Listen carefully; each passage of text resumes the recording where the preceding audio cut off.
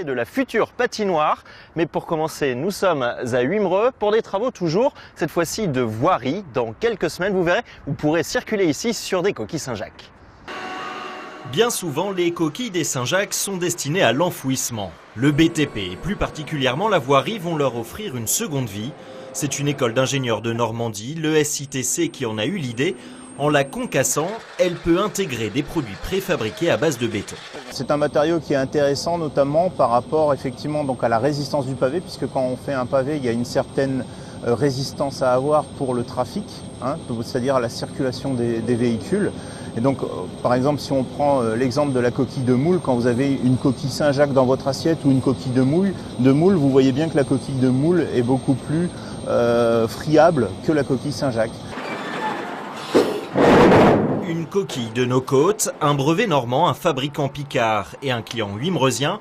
Mélangez le tout et vous obtenez donc les premiers pavés en béton coquillage. Alvéolés, poreux, filtrants, ils se fabriquent avec moins de granulats et moins de sable.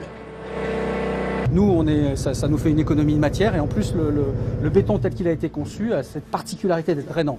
Donc une fois qu'il va être mis en place, l'eau qui va tomber dessus va s'écouler à travers le pavé et retourner à la nature sans autre procédé.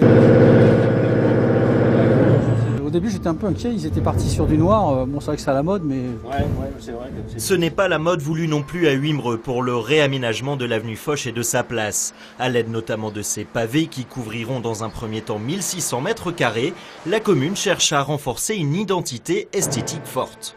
Wimereux, c'est une ville qui a été construite sur des dunes et avec notre architecte conseil, M. Saint-Yves, on a réfléchi à avoir un ensemble, nos trottoirs, nos parkings, rappeler cette couleur, un peu de dune, un peu de sable. Et là, on a vraiment la couleur, quand on les voit qui sortent là du lavage, c'est exactement la couleur qu'on voulait. C'est vraiment sympathique, quoi. Un choix qui, sur le papier, a un coût, 25 € de plus au mètre carré qu'un pavé classique, justifié selon les élus wimereusiens par les gains en matière de développement durable.